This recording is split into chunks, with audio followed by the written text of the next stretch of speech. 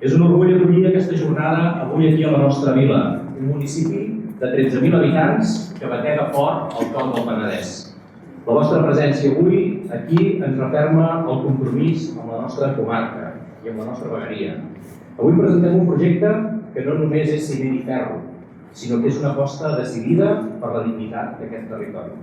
A nivell ferroviari, som un territori castigat per un infrafinançament crònic. Actualment, anar a la feina des del Penedès s'ha convertit en una odissea que ens roba el que tenim de més preuat: el nostre temps, la nostra qualitat de vida i la nostra paciència. Crec que un projecte com aquest, fet des de la base, ens ajuda moltíssim a pensar que el talent es pot moure, que és un progrés molt compartit i sostenible alhora i representarà moltes oportunitats. Ara mateix coneixeu el sector agroalimentari amb empreses que són punta de llança a nivell internacional. Ara mateix ve persones i professionals de tot arreu, de la segona corona, de Barcelona i Tarragona, i aquest facilitarà aquest tipus de progrés. I amb això jo crec que és una aposta que per això des de la segona corona hem anat insistint. Des del Garraf sempre ho hem dit, cap a Barcelona teníem de tot. Ara malauradament no funciona gaire bé, és veritat. Però tens autobusos, tens trens, però cap a l'interior, cap a la nostra pròpia vegueria, no tenim pràcticament res.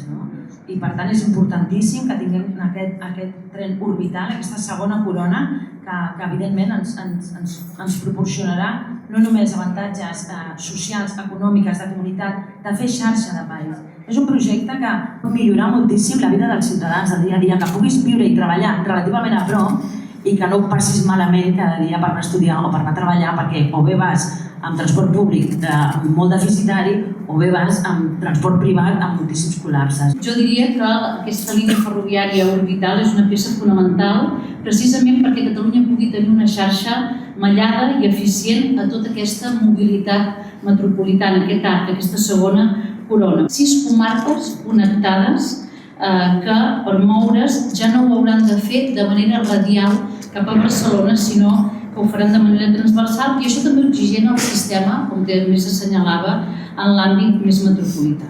La línia ferroviària orbital és també la conseqüència directa d'un acord amb Esquerra Republicana, que a més dona continuïtat a un treball que havia fet l'anterior govern d'incloure al març del 2024 l'estudi informatiu ja. Catalunya ha de gestionar els reptes i les dificultats del seu dia a dia, però també ha de planificar el futur.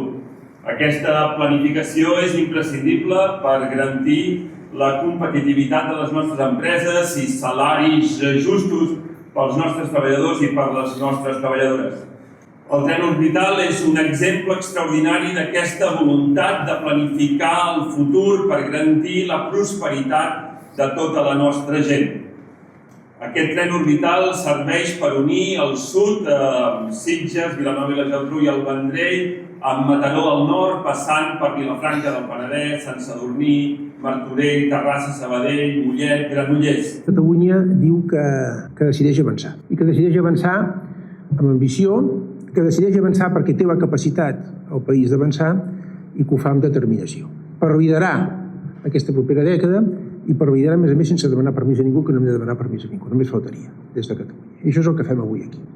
Jo vull agrair el sentit de país d'Esquerra Republicana i del seu president. És un acte que és fruit d'un acord. Són 120 quilòmetres, 68 d'ells nous, 40 estacions, 20 i escaig, sembla que són 23 noves estacions. Afecta a una població de més de 3 milions de persones i s'estima que se'n podran beneficiar uns 30 milions d'usuaris. Estem parlant d'una infraestructura rellevant. Una nova infraestructura que connectarà municipis del Garraf, el Penedès, Baix Llobregat, Vallès Occidental, Vallès Oriental i Maresme en un recorregut de 120 quilòmetres i 40 estacions. Una línia que afavoreix la intermodalitat, connectant els diferents modes de transport dels corredors metropolitans i impulsant un nou model ferroviari en xarxa, més descentralitzat, amb més capacitat i més resilient.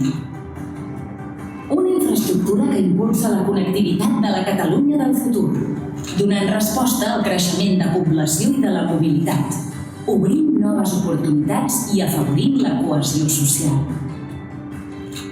Amb una inversió de més de 5.000 milions d'euros, la línia orbital ferroviària suposarà la construcció de 23 noves estacions, 68 quilòmetres de nova infraestructura i l'adquisició de nous trens.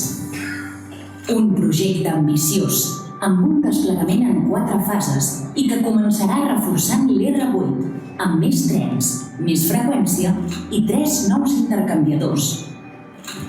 La línia orbital ferroviària és un gran projecte de país per connectar persones i vertebrar el territori.